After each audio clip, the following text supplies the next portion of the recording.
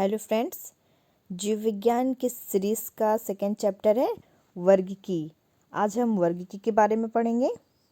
Taxonomy जिसे कहते हैं। वर्गीकी की परिभाषा के बारे में जानते हैं।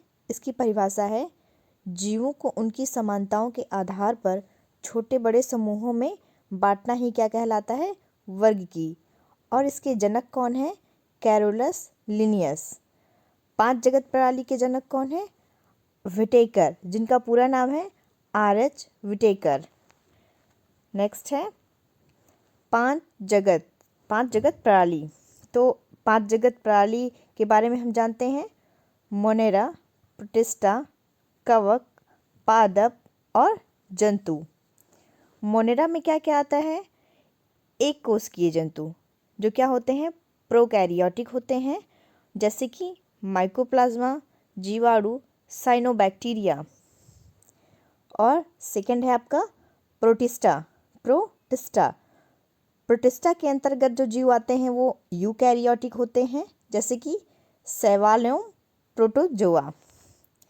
थर्ड है आपका कवक के अंतर्गत आने वाले जीव यूकैरियोटिक होते हैं और अधिकांशतः ये बहुकोशिकीय होते हैं, जैसे ईस्ट, मशरूम, काइटिन निर्मित कोशिका भित्ति वाले जंतु। आपका फोर्थ है पादप में होंगे स्वपोषी, जैसे ब्रायोफाइटा, टेरिडोफाइटा, अनावृत और आवृत द्विजीवी। जंतु के अंतर्गत सभी उपभोक्ता जीव आते हैं और सारे कशेरुकी होते हैं और कुछ अकशेरुकी भी होते हैं। और आगे चलते हैं, देखते हैं अब हम मोनेरा के बारे में देखते हैं। मोनेरा के बारे में जानते हैं। माइकोप्लाज्मा के अंतर्गत जो जीव आते हैं वो स्वतंत्र जीवन यापन करने वाले जीव होते हैं, सूक्ष्म होते हैं और प्रजनन करने में समर्थ होते हैं। साइनोबैक्टीरिया के अंतर्गत नील हरित शैवाल आते हैं। और जीवाणु जो होते हैं सरल तथा एक कोशिकीय सूक्ष्म जीव होते हैं, जो 2 प्रकार से होते हैं, परपोषी होते हैं और स्वपोषी होती हैं। जैसे कुछ खुद स्वयं पे निर्भर होते हैं परपोषी, कुछ दूसरों पे निर्भर होते हैं। नेक्स्ट है कवक के बारे में हम जानते हैं। इसमें पर्णहरिम रहित, इसमें क्लोरोफिल नहीं पाया जाता, थैलोफाइट पाया जाता है। ये परपोषी होते हैं। इनकी जो कोशिका भित्ति होती है वो काइटिन से बनी होती है। और कवक के अध्ययन को क्या कहा जाता है? माइकोलॉजी। कवक प्लस शैवाल, कवक यानी कवक और शैवाल मिलकर क्या बनाते हैं? लाइकेन। उदाहरण के लिए खमीर, कुकुरमुत्ता और राइजोपस, ये सब लाइकेन के उदाहरण हैं। नेक्स्ट चलते हैं हम आगे। प्रोटिस्टा के बारे में जानते हैं। प्रोटिस्टा में होते हैं कुछ पादप के समान होते हैं और कुछ जंतु के समान होते हैं। पादप के अंतर्गत आने वालों के बारे में हम पढ़ते हैं। क्राइसोफाइटा, डाइनोफ्लैजेलेट और यूग्लिनॉइड में जो यूग्लिना होता है उसे पादप और जंतु के बीच की कड़ी मानते हैं। क्राइसोफाइटा में हम पढ़ते हैं डायटमस, जो सबसे बड़े प्रकाश संश्लेषी होते हैं, और डिस्मिड्स, ये सुनहरे शैवाल होते हैं। और जो यूग्लिना होती है, जो पादप और जंतु के बीच की कड़ी मानी जाती है, वो मीसोट्रॉपिक पोषण इनके अंतर्गत आता है और जंतु तथा पादप के बीच की इन्हें कड़ी मानते हैं। जंतु में आने वाले पढ़ते हैं हम। स्लाइम मोल्ड, जो कवक के समान होते हैं। और प्रोटोजोआ में तो हम जानते ही हैं, इसमें जो जीव पाए जाते हैं वो एक कोशिकीय होते हैं, जैसे कि अमीबा, पैरामीशियम और ट्रिपनोसोमा। आगे चलते हैं हम पादप जगत के बारे में जानते हैं। पादप जगत के अंतर्गत थैलोफाइटा, ब्रायोफाइटा, टेरिडोफाइटा और जिम्नोस्पर्म और एंजियोस्पर्म आते हैं। थैलोफाइटा के अंतर्गत पढ़ते हैं हम। थैलोफाइटा में सरल शारीरिक संरचना होती है, जैसे कि शैवाल, बैक्टीरिया, कवक, और ये सर्वव्यापी होते हैं।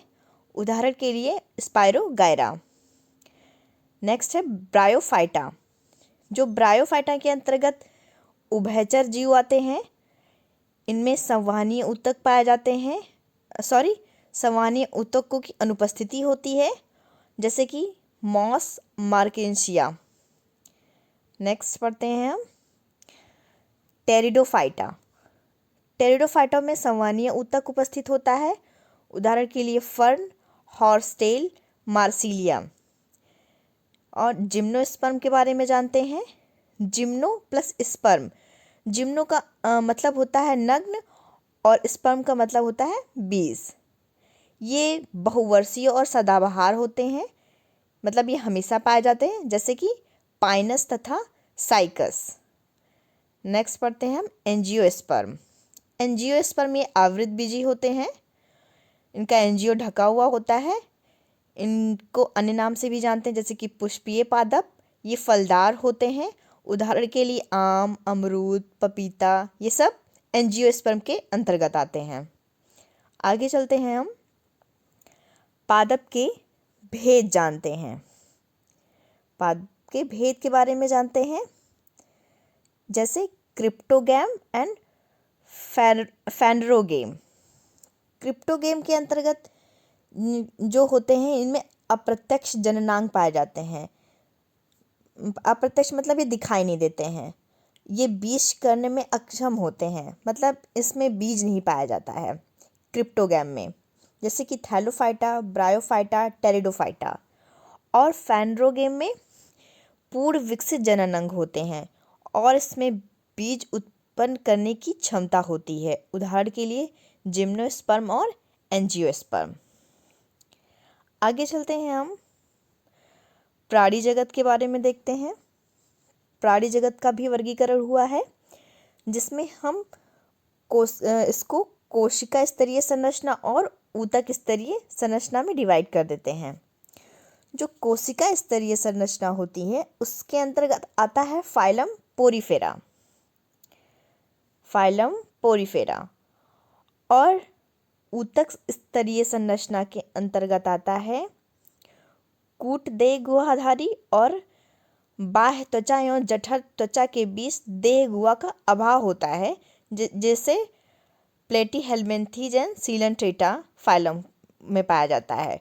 और जो कूट देह गुहाधारी होते हैं, उसके अंतर्गत फाइलम निमेटोडा आता है। कौन सा फाइलम आता है? निमेटोडा।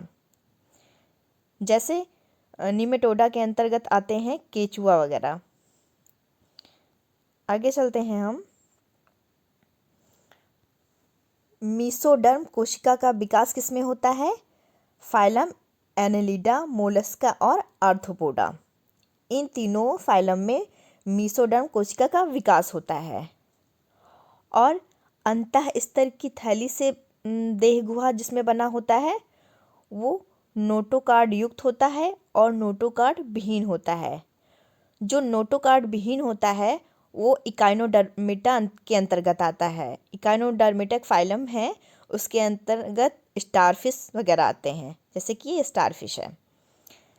और जो नोटोकार्ड युक्त होते हैं, उसके अंतर्गत फाइलम कॉर्डेटा आता है।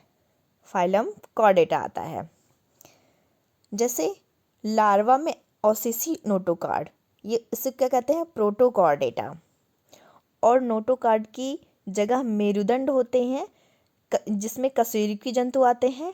कशेरुकी जंतु में भी कई प्रकार होते हैं, जैसे साइक्लोस्टोमेटा और स्तनपायी, सरीसृप, पक्षी, मत्स्य, मछली, ये सब कशेरुकी में आते हैं, जो फाइलम कॉर्डेटा के अंतर्गत होते हैं।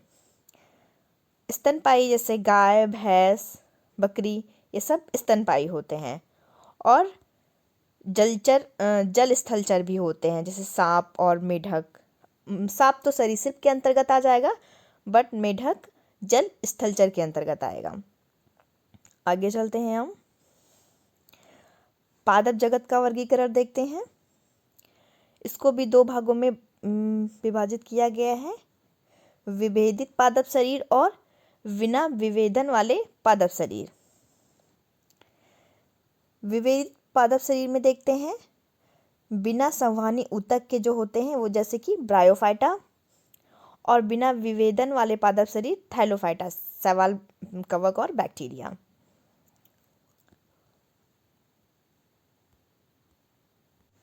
संवहनी ऊतक के अंतर्गत देखते हैं हम बीज रहित और बीज युक्त। बीज रहित और बीज युक्त। बीज रहित के अंतर्गत आता है टेरिडोफाइटा, और बीज युक्त में भी दो प्रकार होते हैं। कौन कौन से? एक बीजपत्री और दो बीजपत्री। दो बीजपत्री में यह होता है जैसे डाली हुई आपकी, जिसे हम तोड़ने पर दो भागों में विभाजित हो जाए, उसे दो बीजपत्री वाले बीज कहेंगे। और एक बीजपत्री में यह होता है कि विभाजित होने पे वह दो टुकड़ों में नहीं होता है, जैसे कि चावल वगैरह हुआ। आगे चलते हैं हम जंतु जगत के प्रमुख फाइलम के बारे में देखते हैं, संघ के बारे में देखते हैं। आपका फर्स्ट है पोरीफेरा। ये 10 फाइलम 10 होते हैं, हम एक एक करके देखते हैं। पहला देखते हैं पोरीफेरा। ये पोरीफेरा का नाम सुन के ही जान जाते हैं छिद्रधारक, मतलब ये इसमें छिद्रयुक्त शरीर पाया जाता है। इनके ऊपर असंख्य छिद्रयुक्त होते हैं, जैसे कि शरीर में स्पंज गुहा पाई जाती है। अन्य नाम इसके हैं स्पंज। उदाहरण के लिए हम क्या ले सकते हैं? साइकॉन और स्पंजिला, ये सब पोरीफेरा के अंतर्गत आते हैं। आगे चलते हैं हम सीलेंट्रेटा, जिसे नाइडेरिया भी कहते हैं। इसके अंतर्गत जलीय जंतु आते हैं। ये भोजन पकड़ने हेतु मुख के चारों ओर धागे जैसी संरचनाएं बनाए होते हैं, जिन्हें क्या बोलते हैं? उन संरचनाओं के क्या कहते हैं? टेंटिकल्स। टेंटिकल्स भोजन को पकड़ने में मदद करते हैं। उदाहरण के लिए मूंगा, हाइड्रा, जेलीफिश, सी एनीमोन, ये सब समुद्र में ही पाई जाती हैं, पानी में पाए जाने वाले जंतु हैं, और ये टेंटिकल्स की सहायता से अपने भोजन को पकड़ते हैं। आगे चलते हैं हम। थर्ड है टीरोफोरा। सीलेंट्रेटा भी बोलते हैं इसको, और इसमें जो चलने वाले अंग होते हैं वो कंघी जैसे होते हैं, और अधिकांशतः ये पारदर्शी होते हैं, हम इसको आर पार देख सकते हैं। उदाहरण के लिए समुद्री अखरोट और कॉम्ब जेली। कंघी जैसे इसमें चलांग पाए जाते हैं, चलने वाले अंग पाए जाते हैं, इसलिए इसको क्या बोलते हैं? Comb jelly. फोर्थ है आपका प्लेटीहेल्मिंथीज। प्लेटीहेल्मिंथीज में देह गुहा जो होती है वो 3 स्तरीय शरीर होता है, चपटा शरीर होता है, और ये उभयलिंगी होते हैं, और इसमें अविकसित पाचन तंत्र पाया जाता है, और उत्सर्जन हेतु फ्लेम कोशिका पाई जाती है, जैसे कि प्लेनेरिया और लीवर फ्लूक। आगे चलते हैं हम एस्केहेल्मिंथीज। एस्केहेल्मिंथीज के अंतर्गत जो जीव जंतु आते हैं वो लंबे होते हैं, बेलनाकार होते हैं, अखंडित कृमि, मतलब जैसे कि केचुआ हुआ, और इसमें आहार नाल जो होती है वो स्पष्ट होती है, नर छोटा होता है, मादा बड़ी होती है, उत्सर्जन प्रोटोन फ्रीडिया द्वारा होता है, और एकलिंगी तथा आंतरिक निषेचन होता है। उदाहरण के लिए स्केरिस, जिसको गोलकृमि भी कहते हैं, इनकी संरचना धागेनुमा होती है, इसलिए थ्रेडवर्म भी बोलते हैं, उचरेरिया भी बोलते हैं, फाइलेरिया का क्रिम भी बोलते हैं। ये जीव इसे फाइलेरिया का क्रिम भी बोलते हैं। नेक्स्ट है एनेलिडा।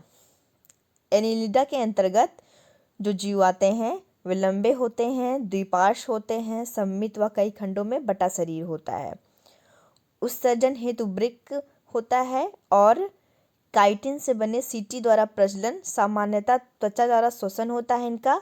ये एकलिंगी भी होते हैं, उभयलिंग दोनों होते हैं।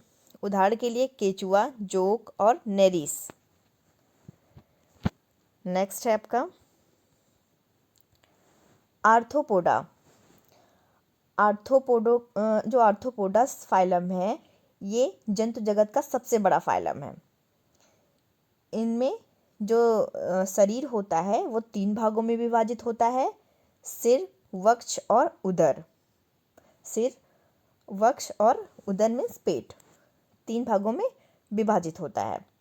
इसमें जो परिसंचरण तंत्र पाया जाता है वो खुला होता है। संधि युक्त पाद होते हैं, मतलब इनके जो पैर होते हैं वो ज्वाइंट होते हैं। इसके अंतर्गत जितने भी कीड़े मकोड़े होते हैं सब फाइलम आर्थ्रोपोडा के अंतर्गत ही आते हैं, जैसे झींगा मछली, तितली, मक्खी, मकड़ी, बिच्छू, कॉकरोच, ये सब इसी के अंतर्गत आएंगे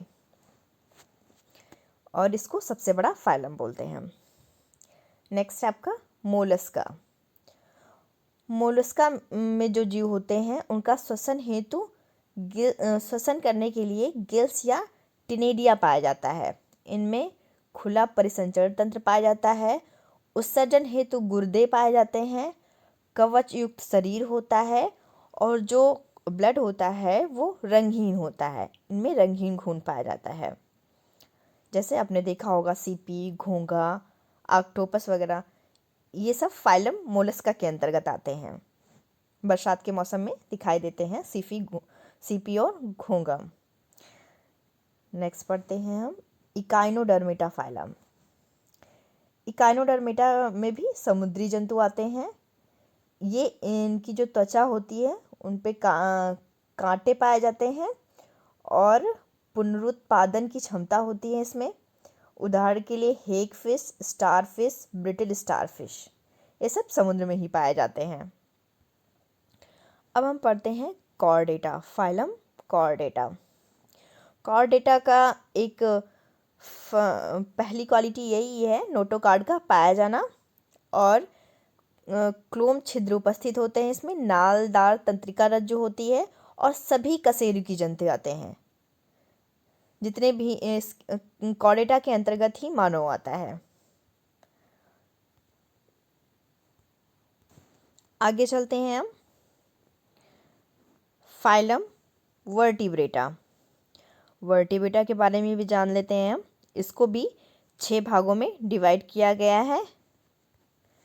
देखते हैं हम।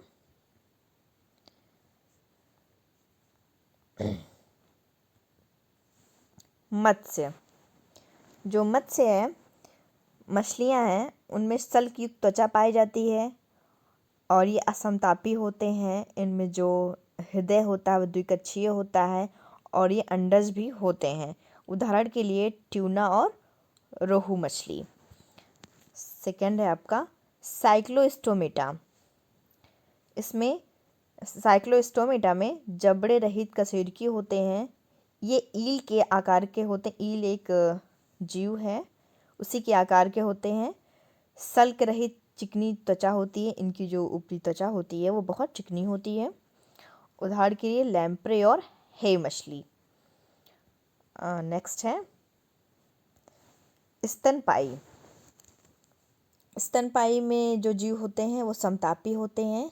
4 कक्षीय हृदय होता है। इनमें दुग्ध ग्रंथियां भी पाई जाती हैं और इनमें ये शिशुओं का जन्म भी करते हैं।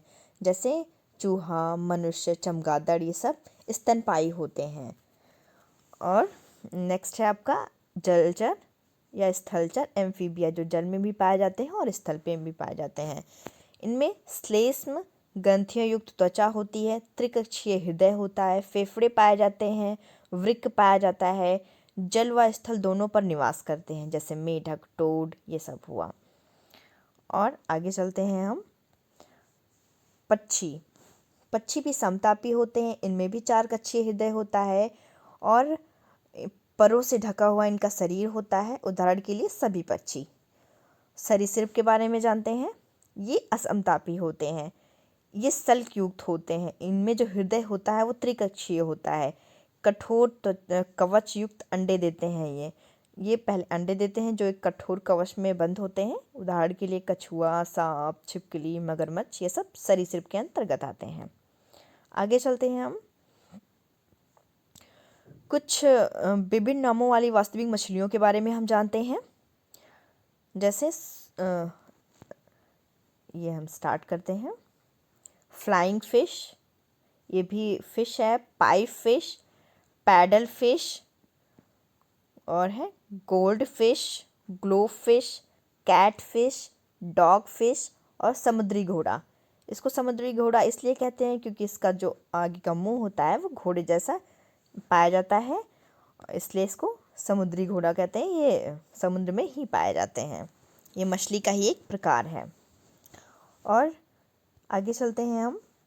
मछलियों के नाम में समानता रखने वाले विभिन्न जीवों के बारे में जानते हैं, जो अलग अलग फाइलम से के अंतर्गत आते हैं। अलग अलग फाइलम के हैं, लेकिन इनके लास्ट में फिश आता है, लेकिन ये कॉर्डेटा के अंतर्गत नहीं आते हैं। अलग अलग फाइलम के हैं। चलिए स्टार्ट करते हैं। जेलीफिश, जो जेलीफिश है वो नाइडेरिया के फाइलम के अंतर्गत आता है। स्टार फिश है इकाइनोडर्मिटा के अंतर्गत आता है। सिल्वर फिश है वो आर्थ्रोपोडा के अंतर्गत आता है। कटल फिश है वो मोलस्का के अंतर्गत आता है। नेक्स्ट है हेग फिश, ये साइक्लोस्टोमेटा के अंतर्गत आता है। डेविल फिश, ये मोलस्का के अंतर्गत आता है। क्रे फिश, ये आर्थ्रोपोडा के अंतर्गत आता है। रेजर फिश, ये मोलस्का के अंतर्गत आता है। और हम आगे चलते हैं। सरीसृपों से जुड़े कुछ महत्वपूर्ण तथ्यों के बारे में जानते हैं।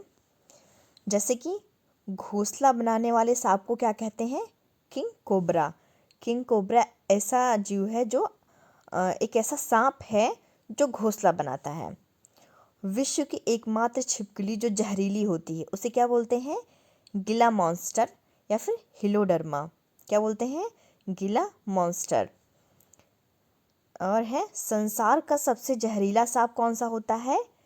हाइड्रोफिस नामक समुद्री सांप, जो बहुत ही जहरीला होता है।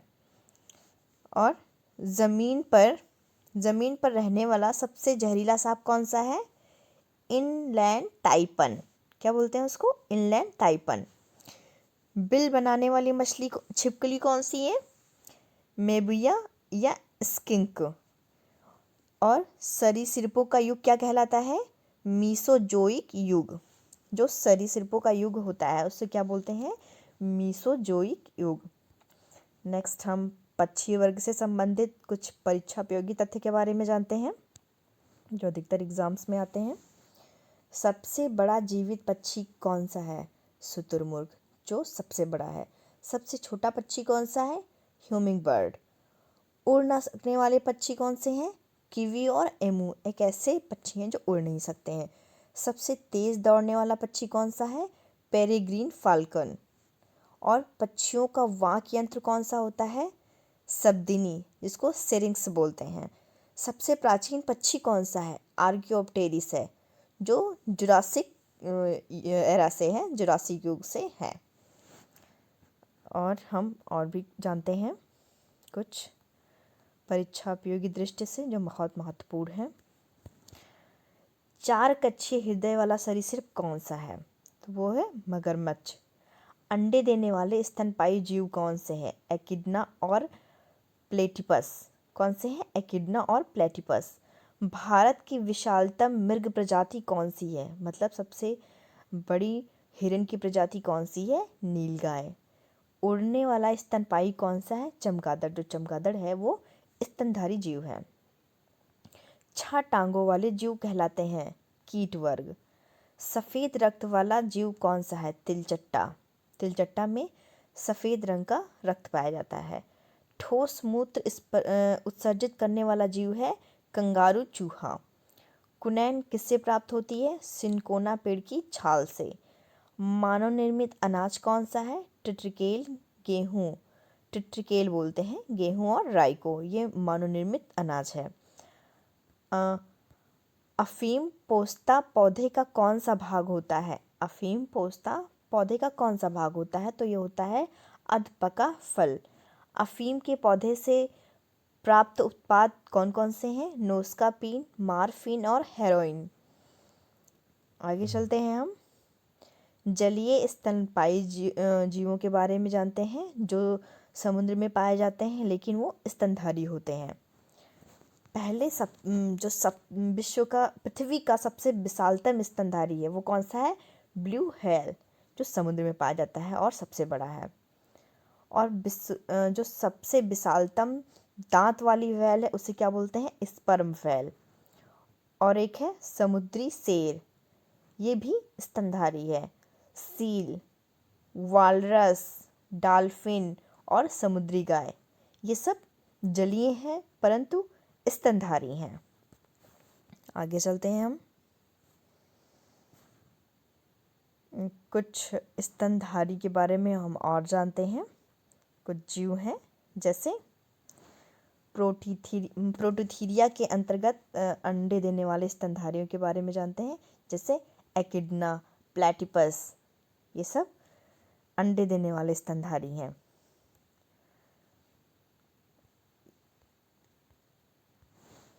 स्तनधारी भी कई प्रकार के होते हैं, जैसे प्रोटीथीरिया, यूथीरिया और मेटाथीरिया। कौन सा? मेटाथीरिया। तो प्रोटीथीरिया के बारे में तो आपने जाना ही। एकिडना और प्लेटिपस आते हैं। यूथीरिया के अंतर्गत जो होते हैं वो पूर्ण विकसित शिशु का जन्म देते हैं, जैसे मनुष्य, कुत्ता, गाय, भैंस, बकरी, ये सब पूर्ण विकसित हो जाते हैं तब इनका जन्म होता है, इसलिए ये यूथीरिया के अंतर्गत आते हैं। प्रोटीथीरिया के अंतर्गत जो स्तनधारी होते हैं वो अंडे देते हैं, और जो मेटाथीरिया के अंतर्गत आते हैं वो अपरिपक्व बच्चों को जन्म देते हैं। मतलब इसमें बच्चे पूरी तरह से विकसित नहीं होते हैं और ये विकसित होने तक मार्सुपियल थैली में रहते हैं। इनसी में बच्चों का रख रखाव होता है, जैसे कि कंगारू, ये अपरिपक्व बच्चों को जन्म देता है। आगे चलते हैं हम जीवों की दुनाम पद्धति के बारे में जानते हैं। जीवों की दुनाम पद्धति के जो जनक थे वो थे कैरोलस लिनियस। इन्होंने ही दुनाम पद्धति का दिया। और लैटिन भाषा के दो शब्द, वंश जीनस का सूचक, जाति स्पीसीज का सूचक। पहले शब्द में जो पहला शब्द होता है किसी भी वह जीव या फिर पौधे का जो वैज्ञानिक नाम होता है उसका जो पहला शब्द होगा वो जीनस होगा और जो दूसरा होगा वो स्पीसीज होगी, इसलिए इन्होंने वैज्ञानिक नाम में दुनाम पद्धति दिया। चलिए देखते हैं हम कुछ जीव और पादप के वैज्ञानिक नाम के बारे में जानते हैं। पहला तो है होमोसेपियंस। होमोसेपियंस किसका वैज्ञानिक नाम है? तो मनुष्य का वैज्ञानिक नाम होमोसेपियंस है। बहुत ही इंपॉर्टेंट, सबको आना चाहिए। और नेक्स्ट है गाय का वैज्ञानिक नाम है बॉस टॉरस। क्या नाम है? Boss taurus. नेक्स्ट है बिल्ली का वैज्ञानिक नाम फेलिस कैक्टस है। क्या है? Felis cactus. और नेक्स्ट आगे चलते हैं हम। कुत्ता का वैज्ञानिक नाम है Canis lupus familiaris. Canis lupus familiaris. Next है घरेलू मक्खी, इसका नाम है मस्का डोमेस्टिका। नेक्स्ट है शेर का वैज्ञानिक नाम है पैंथेरा लियो। अगला है आपका आम का वैज्ञानिक नाम है मैंगीफेरा इंडिका। धान का वैज्ञानिक नाम ओराइजा सटाइवा। गेहूं का वैज्ञानिक नाम क्या है? Triticum aestivum. नेक्स्ट है आपका चना का वैज्ञानिक नाम साइसर एरिटिनम। मटर का वैज्ञानिक नाम पाइसम सटाइवम। बस आज के लिए इतना ही है। वर्गीकरण में हमने पादप जगत का भी वर्गीकरण पढ़ा और जंतु जगत का भी वर्गीकरण पढ़ा। अब थर्ड चैप्टर हम पढ़ेंगे कोशिका, सेल। हम सेल के बारे में जानेंगे नेक्स्ट चैप्टर में। बस आज के लिए इतना ही। जय हिंद, जय भारत।